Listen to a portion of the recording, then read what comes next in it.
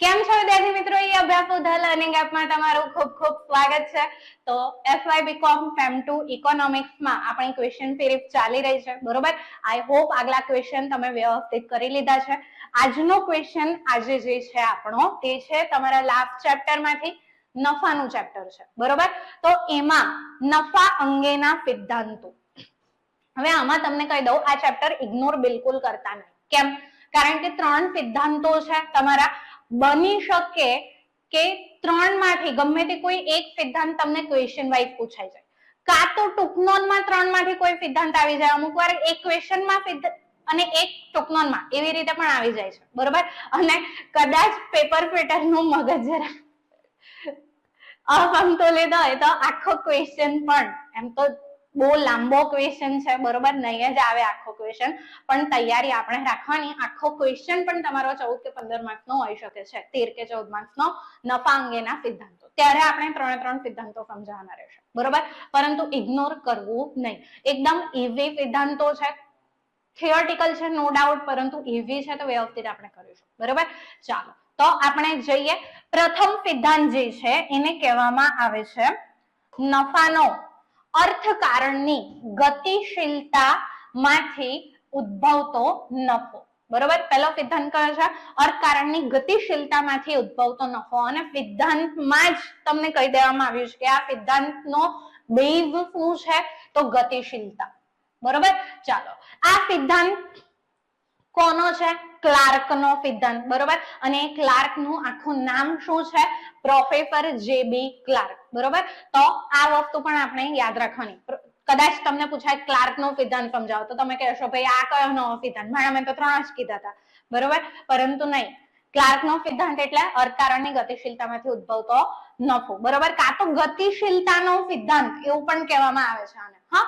એટલે આપણે સમજીશું આટલું. ચાલો, હવે આની વાત કરીએ તો આને આપણે છે ને 3 ટુકડામાં વહેંચવામાં આવ્યું છે, બરોબર.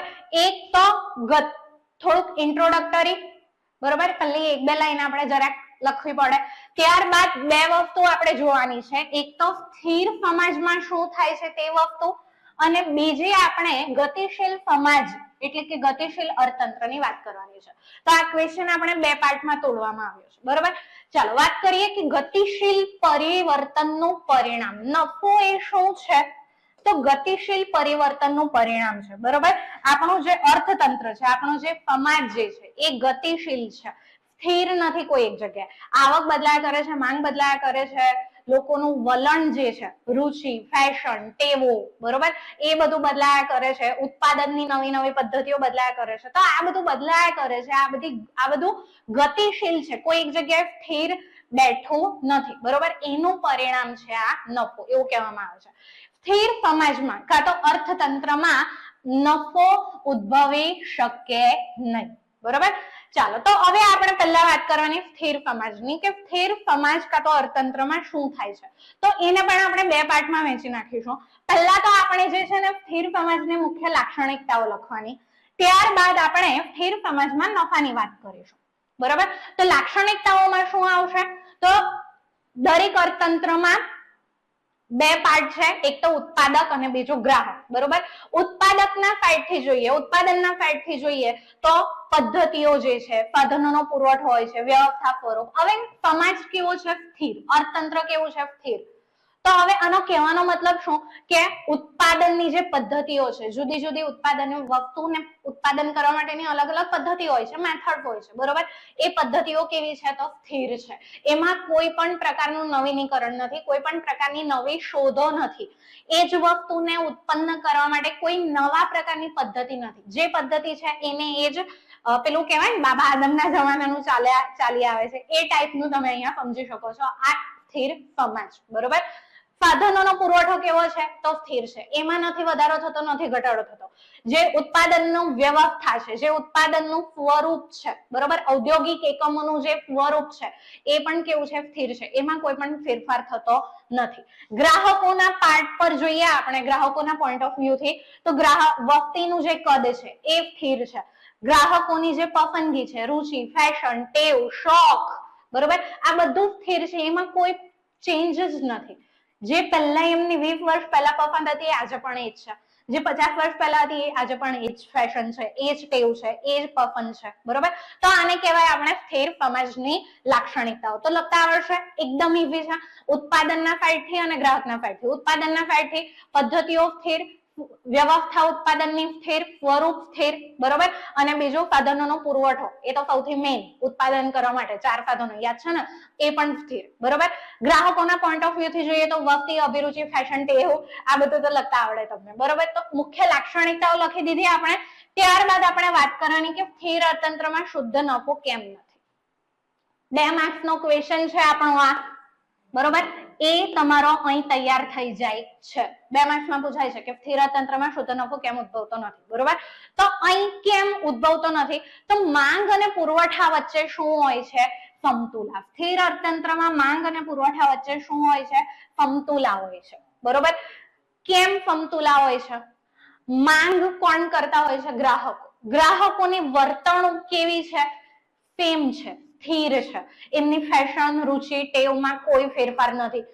એમની માંગ એટલી ને એટલી જ રહેવા પામે છે, બરોબર. ઉત્પાદન, પુરવઠાના પોઈન્ટ ઓફ વ્યૂ થી જોઈએ તો પુરવઠો કેમ સ્થિર છે, બરોબર. તો ઉત્પાદન પદ્ધતિઓ સ્થિર છે, સાધનો સ્થિર છે, ઉપર આપણે જોયું, બરોબર. તો આ બધી વસ્તુઓ સ્થિર હોવાના કારણે પુરવઠો પણ સ્થિર રહેવા પામે છે, બરોબર. હવે 50 વર્ષથી વસ્તુ ચાલી આવતી હોય, બરોબર. તો સીધી સી વાત છે, 50 વર્ષથી છોડો 2-5 વર્ષમાં પણ આપણને ખબર પડી જાય કે ભાઈ આટલી જ માંગ રહેવાની છે બજારમાં, આટલું જ પુરવઠાનું કામ છે. તો સ્થિર સમાજ છે, અહીંયા કોઈ પણ પરિબળમાં કોઈ પણ પ્રકારનો ફેરફાર થતો નથી. તો અંદાજો નહીં, તમે ત્યાં નક્કી કહી શકો કે આટલી જ માંગ રહેશે બજારમાં અને આટલા જ પુરવઠાની જરૂર છે, બરોબર. ત્યાં માંગ અને પુરવઠામાં શું આવી જાય છે, સમતુલા આવી જાય છે, બરોબર. ના માંગ વધારે છે, ઓછી પડે છે, આ બાજુના પુરવઠો વધારે છે, ઓછો પડે છે, બંને. અભ્યાસ સુધ લર્નિંગ એપ પર આપ સૌ વિદ્યાર્થી મિત્રોનું હાર્દિક સ્વાગત કરું છું. સ્ટુડન્ટ એફઆઈ બીકોમ પછી હવે તમે એસવાય બીકોમ માં પ્રવેશ કરશો અને એસવાય બીકોમ માં પણ આપણે એફઆઈ બીકોમ ની જેમ જ ઓનલાઈન અભ્યાસ કરાવીએ છીએ. આપણા જે વિડિયો લેક્ચર છે, વિડિયો લેક્ચર જોઈને ઘણા બધા એવા વિદ્યાર્થીઓ છે જેમણે કોલેજમાં પણ ટોપ કરેલું છે. હું વાત કરું એસવાય બીકોમ, તો એસવાય બીકોમ માં પણ ઘણા બધા આપણા વિદ્યાર્થીઓ છે કે જે યુનિવર્સિટીમાં ટોપ કરેલું છે. ટીવાય બીકોમ ની પણ વાત કરું તો ટીવાય બીકોમ માં એકાઉન્ટમાં જો યુનિવર્સિટીમાં જે હાઈએસ્ટ માર્ક્સ આવે છે એ પણ ઈ અભ્યાસોમાંથી આવેલા છે. અને એમકોમ ની વાત કરું તો એમકોમ માં એમકોમ સેમિસ્ટર 4 માં 3 એકાઉન્ટ આવે છે, એકાઉન્ટ 10, 11 અને 12. તો 3 એકાઉન્ટમાં યુનિવર્સિટીમાં ઈ અભ્યાસોના વિદ્યાર્થીઓએ ટોપ કરેલું છે. એવી જ રીતે એમકોમ ના અલગ અલગ સેમિસ્ટરમાં અને એસવાય બીકોમ અને ટીવાય ના અલગ અલગ સેમિસ્ટરમાં યુનિવર્સિટીમાં આપણા વિદ્યાર્થીઓએ ટોપ કરેલું છે. હવે તમે પણ એવું ઈચ્છતા હોય કે ભાઈ તમારું પણ રિઝલ્ટ સૌથી સારું આવે, તમે પણ યુનિવર્સિટીમાં ટોપ કરો, કોલેજમાં ટોપ કરો, કે તમે પણ ડિસ્ટિંક્શન મેળવવા માંગતા હોય સ્ટુડન્ટ, તો તમે ઈ અભ્યાસો સાથે જોડાઈ શકો છો. અને એસવાય બીકોમ માં સ્ટુડન્ટ તમને વાત કરું તો તમારા એસવાય બીકોમ માં કયા કયા સબ્જેક્ટ આવી શકે છે, તો એસવાય બીકોમ માં તમારો cost account, corporate account, taxation, BA અને ઇકોનોમિક્સ આટલા સબ્જેક્ટ આવે છે. અને એની ફી ની આપણે વાત કરીએ સ્ટુડન્ટ, તો આપણી જે ફી છે એ ફી આપણે રાખેલી છે કોસ્ટ અકાઉન્ટની 800 રૂપિયા, કોર્પોરેટની 800 રૂપિયા, ટેક્સેશનની 800 રૂપિયા, બીએ ની 500 રૂપિયા અને ઇકોનોમિક્સની 500 રૂપિયા. ટોટલ તમારી ફી થાય છે સ્ટુડન્ટ 3400 રૂપિયા. પરંતુ જો સ્ટુડન્ટ તમે 20/4/2026 પહેલા એડમિશન લો છો, કઈ તારીખ બોલો તો 20/4/2026 પહેલા જો તમે એડમિશન લઈ લો છો તો ફક્ત ને ફક્ત 1250 રૂપિયામાં તમને આ કોર્સ મળી જશે. અને ત્યાર પછી હું વાત કરું તો 21/4/2026 થી 30/4/2026 આ તારીખની વચ્ચે જો તમે આ કોર્સ પરચેસ કરવા માંગતા હોય તો તમને 1500 રૂપિયામાં આ કોર્સ તમને મળી જશે. ત્યાર પછી આપણે આગળ વાત કરીએ કે કોઈ એવા વિદ્યાર્થીઓ હોય કે શરૂઆતમાં લેવા માંગતા ના હોય, તો અમુક વિદ્યાર્થીઓ 5મા મહિનામાં લેવા માંગતા હોય, તો 5મા મહિનાનો આખો 1 મહિના દરમિયાન તમને 1800 રૂપિયામાં સિલેબસ મળી જશે.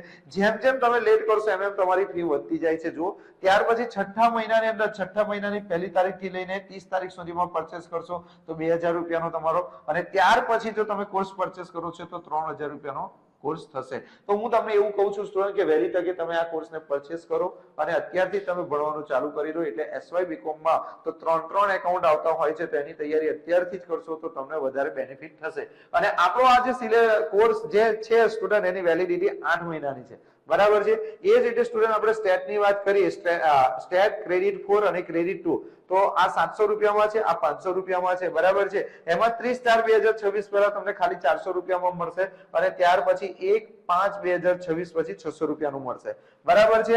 આપણે સ્ટેર ક્રેડિટ 2 ની વાત કરીએ તો એની ફીસ અત્યારે 500 રૂપિયા છે, પરંતુ જો તમે 30/4/2026 પહેલા પરચેસ કરશો તો તમને 250 રૂપિયામાં જ મળી જશે, અને ત્યાર પછી પરચેસ કરશો તો તમને 400 રૂપિયામાં મળી જશે. તો કોઈ પણ વિદ્યાર્થી મિત્રોએ આપણો કોર્સ પરચેસ કરવો હોય સ્ટુડન્ટ, તો એના માટે 90 815 99 500 આ નંબર પર તમે ફોન કરીને પરચેસ કરી શકો છો. છે સમતુલા છે, બંને બેલેન્સ છે. જેટલી માંગ છે એટલો જ પુરવઠો છે, જેટલો પુરવઠો છે એટલી માંગ છે. બરોબર? કેમ આવું થાય છે એ આપણે જોયું. ત્યારબાદ વસ્તુની કિંમત, બધા પરિબળો જે છે, આ બધા પરિબળો છે અર્થતંત્રના. આપણે એ પરિબળો એ રીતે કામ કરે છે કે જેથી કિંમત, જે વસ્તુની કિંમત જે છે અને જે ઉત્પાદન ખર્ચ છે, બરોબર, એ બંને કેવા થઈ જાય છે? સરખા થઈ જાય છે. અને જ્યારે તમારા ખર્ચો, કિંમત એટલે શું? કિંમત એટલે આવક, બરોબર? તમે જે કિંમતે વેચશો એટલા રૂપિયા તમને મળશે, એટલે એક જાતની આવક. તો આવક અને ખર્ચ તમારા સરખા થઈ ગયા તો નફો શાનો? જેટલો ખર્ચો કરો છો એટલા જ મેળવો પણ છો, તો અહીં કોઈ પણ પ્રકારનો નફો મળતો નથી. તો પરિબળો એ રીતે કામ કરે છે કે વસ્તુની કિંમત ને ખર્ચ સરખા થઈ જાય છે, અને પછી સ્થિર અર્થતંત્રમાં કોઈ પણ પ્રકારનો નફો ઉદ્ભવતો નથી. બરોબર? તો આ રીતે તમે લખી શકો છો, સ્થિર અર્થતંત્રમાં શુદ્ધ નફો નથી. ઠીક? ચાલો, તો નિયોજકને, આના પરિણામે શું થાય છે? તો નિયોજકને વળતર જે મળે છે, નિયોજકને જે કંઈ પણ વળતર મળતું હોય છે એ માત્ર દેખરેખના કાર્ય માટેનું હોય છે. સિમ્પલ વાત છે. પાછી એ જ વાત કે સ્થિર સમાજ છે, બધા પરિબળો સ્થિર છે. માંગ કેટલી રહેશે એ પણ આપણને ખબર છે, પુરવઠો કેટલો જવો જોઈએ બજારમાં એ પણ આપણને ખબર છે, માંગ પુરવઠા વચ્ચે સમતુલા છે. તો અહીંયા હવે મને કહો કે નિયોજક કામ કયું કરશે? નિયોજકને કોઈ કામ કરવાનું રહે છે? કોઈ અનિશ્ચિતતા જ નથી. બધું સ્થિર હોય તો કોઈ જાતની અનિશ્ચિતતા જ નથી.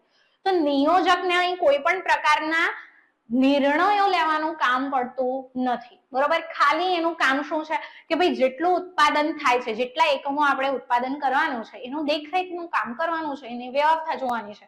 તો દેખરેખનું જ કાર્ય રહી જાય છે અહીંયા નિયોજકને. બરોબર? અહીંયા નિયોજકને કોઈ પણ પ્રકારની અનિશ્ચિતતા સામે અનિશ્ચિતતાનું ચેલેન્જ નથી, કે કોઈ પ્રકારના જટિલ નિર્ણય લેવાની કોઈ જરૂર નથી બજાર વિશે કે એના ઉત્પાદન વિશે, કશાય વિશે એને કોઈ પણ પ્રકારનો નિર્ણય લેવાની જરૂર રહેતી નથી. ખાલી દેખરેખનું કામ બાકી રહી જાય, કારણ કે બધું સ્થિર છે. બરોબર? બધું બધાને ખબર જ છે કે કેટલું કોઈને જોઈશે. ઠીક? તો અહીં જે વળતર મળે એ શુદ્ધ નફો હોઈ શકે નહીં. બરોબર? પરંતુ ફક્ત ને ફક્ત વ્યવસ્થા કરવા બદલનું મહેનતાણું નિયોજકને મળતું હોય છે. બરોબર? ચાલો, હવે આપણે વાત કરીએ કે ભાઈ ગતિશીલ અર્થતંત્રમાં શું થશે. તો સમજી જ ગયા હશો તમે કે ગતિશીલ અર્થતંત્રમાં હવે શું થશે. ઉત્પાદન પદ્ધતિઓ નવી નવી આવશે. બરોબર? જે સાધનોનો પુરવઠો છે એમાં વધારો થશે, કાં તો ઘટાડો થશે. બરોબર? શ્રમમાં ઘટાડો વધારો થાય, જે મૂડીમાં વધારો ઘટાડો થાય, તો આ સાધનોના પુરવઠામાં વધારો ઘટાડો થઈ શકે, ઔદ્યોગિક સ્વરૂપો બદલાઈ શકે. બરોબર? ઉત્પાદનની વ્યવસ્થાઓ બદલાઈ શકતી હોય છે. તો આ બધામાં શું આવશે? ચેન્જ આવશે, પરિવર્તન આવશે. બરોબર? ગ્રાહકોના પોઈન્ટ ઓફ વ્યૂથી જોઈએ તો લોકોની રુચિ બદલાશે, પસંદગી બદલાશે, ટેવો બદલાશે. બરોબર? તો આ બધામાં શું આવે છે? પરિવર્તન આવે છે. તો પ્રોફેસર ક્લાર્કના મત મુજબ વાસ્તવમાં સમાજ કેવો છે? ગતિશીલ છે. તમને અત્યાર સુધી મેં જે કીધું, બરોબર, અહીંયા જે કીધું કન્સેપ્ટ ઇઝી છે, નો ડાઉટ, પણ ક્યાંક ને ક્યાંક તમારા મગજમાં ખટક્યું હશે, આમાં કન્સેપ્ટ છે કેમ? આ વસ્તુ તો શક્ય જ નથી. બરોબર કે નહીં? તો પ્રોફેસર ક્લાર્ક પણ એવું જ કહે છે કે વાસ્તવમાં સમાજ કેવો છે? ગતિશીલ છે. સ્થિરતા સમાજમાં હોઈ શકે નહીં, અને સ્થિર અર્થતંત્ર એ માત્ર એક કલ્પના છે. સ્થિર અર્થતંત્ર માત્ર એક કલ્પના જ છે. પરિબળોમાં ફેરફાર થશે ને થશે જ. બરોબર? અને એના કારણે હવે પરિબળોમાં ફેરફાર થશે, નવી શોધો આવશે, નવી નવી વસ્તુઓ, ચીજવસ્તુઓ, સેવાઓનું ઉત્પાદન થશે, ઉત્પાદન કરવાની પદ્ધતિઓ બદલાશે, ગ્રાહકોની ટેવો બદલાશે, રુચિઓ બદલાશે. બરોબર? વસ્તીના કદમાં ફેરફાર આવશે. તો આ બધાને લીધે હવે નિયોજકને નિર્ણયો લેવા પડશે. બરોબર? ત્યાં હવે આ બધા પરિબળો ગતિશીલ છે, તો ત્યાં હવે માંગ અને પુરવઠામાં સમતુલા નહીં આવે. બરોબર? ક્યાંક ને ક્યાંક જેટલો પુરવઠો બજારમાં જાય છે એના કરતા વધારે માંગ હશે, કાં તો ઓછી માંગ હશે. ઠીક? તો ત્યાં માંગ પુરવઠા વચ્ચે સમતુલા હોય નહીં, અને જો આ પરિબળોના કારણે પછી કાં તો નિયોજકને નફો થશે, કાં તો ખોટ ઉદ્ભવશે. બરોબર. હવે આ જે પરિબળોમાં ફેરફાર થાય છે ને એ કેવા હોય છે? બે પ્રકારના હોય છે. કેવા હોય? બે પ્રકારના. તો આપણે બે વસ્તુ યાદ રાખવાની, એક બાહ્ય ફેરફારો અને એક આંતરિક ફેરફારો, અને બંને ફેરફારો ઈઝી છે લખવા માટે. બરોબર. શું લખીશું આપણે એમાં? કે બાહ્ય ફેરફારોમાં પહેલા આપણે આ લખીશું કે બધા જ ઉદ્યોગોને સામાન્ય અસર કરતા હોય છે, નિયોજક જવાબદાર હોતો નથી. આ ફેરફારો માટે નિયોજક જવાબદાર નથી, પરંતુ સંજોગો જવાબદાર છે. એ ટાઈપના બાહ્ય ફેરફારો હોય છે. શું કીધું? બધા જ ઉદ્યોગોને સામાન્ય અસર કરે છે, કોઈ એક પર્ટિક્યુલર પેઢીને, કોઈ પર્ટિક્યુલર ઉદ્યોગને કે પર્ટિક્યુલર એરિયાને નહીં, આખા અર્થતંત્રને સરખી રીતે અસર કરતા હોય છે, જેમ કે કોરોના. બરોબર. સંજોગો જવાબદાર હોય છે આના માટે, ઉદ્યોગ કે પેઢી જવાબદાર હોતી નથી, નિયોજક જવાબદાર હોતો નથી. બરોબર.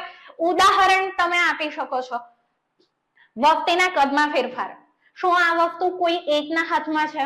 ના, આખા અર્થતંત્ર પર સરખી રીતે ફેરફાર કરે છે. બરોબર. અને નિયોજક આના માટે જવાબદાર નથી. ત્યારબાદ સરકારી નાણાકીય રાજકોષીય નીતિ, આ પણ બધાને સરખી રીતે અસર કરે છે. આ વસ્તુ પણ ઉદ્યોગના નિયોજકના હાથમાં હોતી નથી. ફુગાવો. બરોબર. ફુગાવાને લીધે કિંમતમાં ઘટાડો થાય છે, મંદીના લીધે કિંમતમાં વધારો થાય છે, યુદ્ધને લીધે જે પરિવર્તન થતા હોય છે. તો આ બધા સિમ્પલ ઈઝી ઉદાહરણ છે. બરોબર. તો યાદ રહી જશે. તો આ બાહ્ય ફેરફારો થયા. આંતરિક ફેરફારોની વાત કરીએ તો આના કરતા બિલકુલ ઊંધું. સમજી જ ગયા હશો તમે. બરોબર. ડાયા છોકરાઓ છો. ચાલો. સ્વયં ઔદ્યોગિક એકમો કાં તો નિયોજકો ફેરફાર લાવનાર. બરોબર. આ ફેરફારો કોણ કરે છે? નિયોજકો પોતે કરતા હોય છે. ઉદ્યોગો, જે ઔદ્યોગિક એકમો છે એ જાતે ફેરફાર કરે છે. એટલે કે આંતરિક ફેરફારો માટે જવાબદાર કોણ હોય છે? નિયોજક જવાબદાર હોય છે. ઉદાહરણ કયા આવશે એના? તો નિયોજકે કોઈ નવી ઉત્પાદન પદ્ધતિની શોધ કરી. બરોબર. અને એનો ઇમ્પ્લિમેન્ટ કર્યું. બરોબર. ત્યારબાદ નવી વસ્તુનું ઉત્પાદન કર્યું, કોઈ નવા બજાર શોધી કાઢ્યા કશેથી. ઠીક. નવી વેચાણ જાહેરાત પદ્ધતિ, કોઈ વેચાણ માટેની નવી પદ્ધતિ શોધી નાખી, કોઈ જાહેરાત માટેની નવી પદ્ધતિ શોધી નાખી. તો આ બધા પરિબળો માં નિયોજક ફેરફાર કરી શકે છે. આમાં નિયોજક કોઈ પણ જાતનો ફેરફાર કરી શકતો નથી. બરોબર. તો આ બાહ્ય પરિબળોને આંતરિક ફેરફારો. અને હવે આપણે મેઇન વસ્તુ જે લખવાની છે એ સમજાવવાનું છે, નફાનું ચક્ર. બરોબર. આ પરિબળો કેવા હોય છે? ગતિશીલ હોય છે. બરોબર. પરિબળો કેવા હોય છે? ગતિશીલ હોય છે. અને આ ગતિશીલ પરિબળોના કારણે નફો ઉદ્ભવે છે. શું ઉદ્ભવે છે? નફો. હવે નફો ઉદ્ભવે છે, પરિવર્તન થયું, આપણે નવી ઉત્પાદન પદ્ધતિ, એક ઉદાહરણ આપું. ચાલો, આપણે નવી કોઈ વસ્તુની શોધ કરી નાખી. બરોબર. હવે બજારમાં આપણે એને વેચીએ છીએ, તો આપણે પહેલી વાર વેચાણ કરીએ છીએ તો નફો વધશે વધશે વધશે. થોડાક દિવસ પછી, થોડાક મહિના પછી, કાં તો થોડાક વર્ષ પછી અન્ય પેઢીઓ પણ આ વસ્તુનું ઉત્પાદન કરવા માંડશે.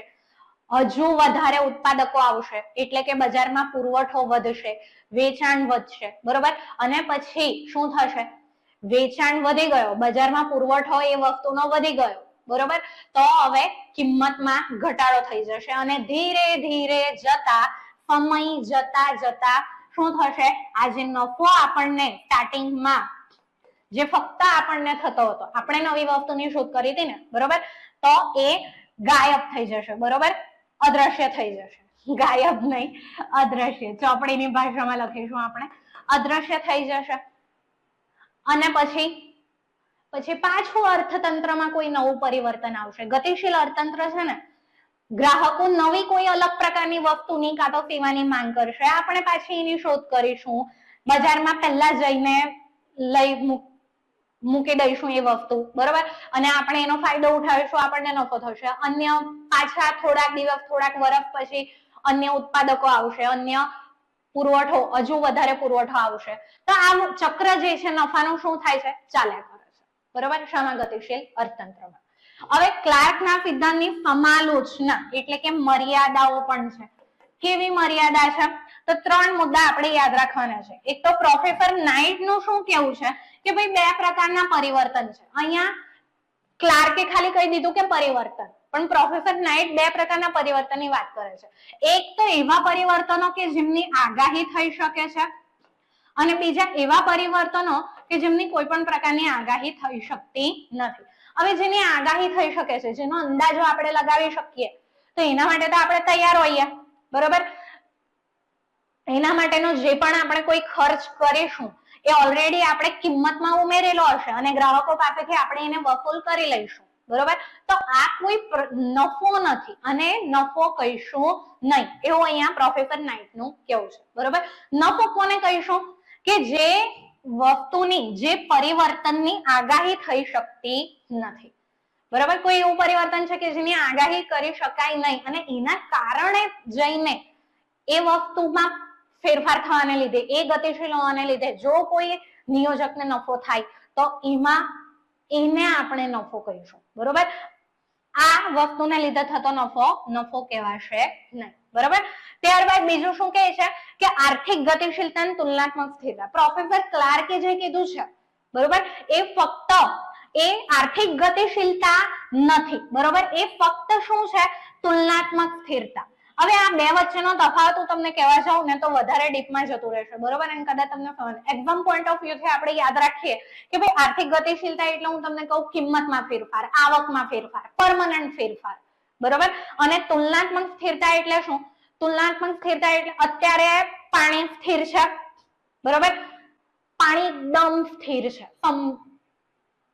આપણો ચહેરો દેખાય એટલો, જઈને આપણે પથ્થર મારીએ છીએ, અસ્થિરતા આવી ગઈ, થોડીક વાર પછી પાણી પાછું સ્થિર થઈ જાય છે, બરોબર. તો એ જે સિચ્યુએશન છે એને કહેવામાં આવે છે તુલનાત્મક સ્થિરતા, ઠીક.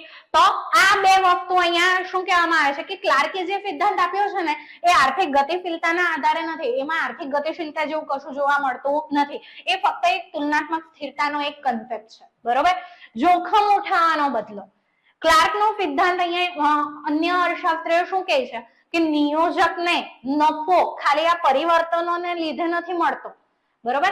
નિયોજકને જે વળતર મળે છે, જેને આપણે નફો કહીએ છીએ, એ વળતર, એ નફો જોખમ ઉઠાવવાનો બદલો પણ છે. ફક્ત પરિવર્તનના લીધે એ વળતર નફો નથી, બરોબર. જોખમ ઉઠાવે છે અહીંયા નિયોજક, દરેકે દરેક અનિશ્ચિતતા, ગતિશીલ અર્થતંત્ર છે તો એમાં ઓફ અનિશ્ચિતતા છે અને એ અનિશ્ચિતતાને ઉઠાવવા માટેનું જે જોખમ છે, બરોબર, એનો આ બદલો નફો નિયોજકને મળે છે, બરોબર. તો આ થયો આપણો ગતિશીલતાનો સિદ્ધાંત. 2-3 મિનિટમાં સમક કરીને આપું તો બે ભાગમાં વહેંચવાનું આપણે એને. એક ઇન્ટ્રો લાઈન આપવાની, ગતિશીલ પરિવર્તનનું પરિણામ છે નફો, સ્થિર સમાજમાં નફો હોઈ શકે નહીં. બે ભાગમાં સ્થિર સમાજ અને ગતિશીલ અર્થતંત્ર. સ્થિર સમાજમાં આપણે પહેલા સ્થિર સમાજની લાક્ષણિકતાઓ લખવાની, તમને આઈ એમ શ્યોર તમને લખતા આવડે છે, બરોબર. ઉત્પાદકના પોઈન્ટ ઓફ વ્યૂ થી અને ગ્રાહકના પોઈન્ટ ઓફ વ્યૂ થી મુદ્દા ખાલી થોડાક યાદ કરી લો. આ પસંદગી, રૂચિ, ફેશન ટેવ તો મને પાક્કું શ્યોર છે તમને લખતા આવડશે. આ થોડુંક યાદ રાખી લેજો, પદ્ધતિઓ, સાધનોનો પુરવઠો, વ્યવસ્થા સ્વરૂપ.